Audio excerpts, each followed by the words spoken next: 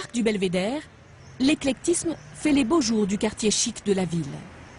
La Banque internationale de Tunis y a restauré cette maison de maître pour y installer ses bureaux.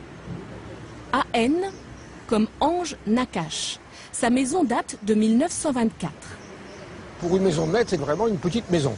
Simplement, le foisonnement décoratif personnalise tout. Alors, dans la Tunis du début du siècle, c'est une œuvre inclassable. On est dans un petit musée des motifs décoratifs de l'architecture. C'est un vocabulaire particulier. Dès le vestibule, le blanc et l'or donnent le ton. Alors, on quitte le vestibule, et là, on arrive sur cet escalier incroyable, fait de pièces de marbre qui sortent du mur, en porte-à-faux, avec une rampe en fer forgé exceptionnelle, par la finesse. On est accueilli de façon extraordinaire. L'envolée est vertigineuse. Les marches tiennent comme par magie. La rampe a des allures de glycine ou de vigne grimpante. Un hommage sans équivoque à l'Art Nouveau. À l'étage, nous arrivons dans les appartements privés d'Ange et Fortuné Nakache. Dans les années 20, ils arrangent leur maison à leur fantaisie. La salle à manger est romantique, même si l'Art Nouveau n'est pas absent. Le salon est aujourd'hui une antichambre pour les clients de la banque.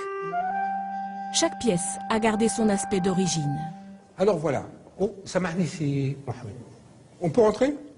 Le directeur de la banque occupe en effet aujourd'hui l'ancienne chambre à coucher des Nakache. Mohamed, bonjour. Mohamed Feki travaille dans ce qui fut le boudoir de madame. Alors, le lit était dans ce renfoncement ici. Voilà.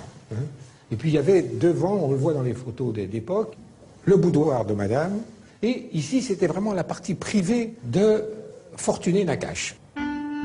Fortuné Nakache marie tous les styles. Romantisme dans les décors, naturalisme dans les luminaires, antiquité et surtout empire qui se retrouve jusque dans les serrures très ouvragées de la porte. Il faut dire que les Nakache partagent avec Napoléon la même initiale. La maison semble prête à accueillir à nouveau toute une famille. Même la salle de bain a été conservée. À l'autre bout du couloir, pour les après-dîners, un petit fumoir. Capitonné de loupes de tuyas, un coin d'ombre et de lumière adoucie par les vitraux de ses fenêtres.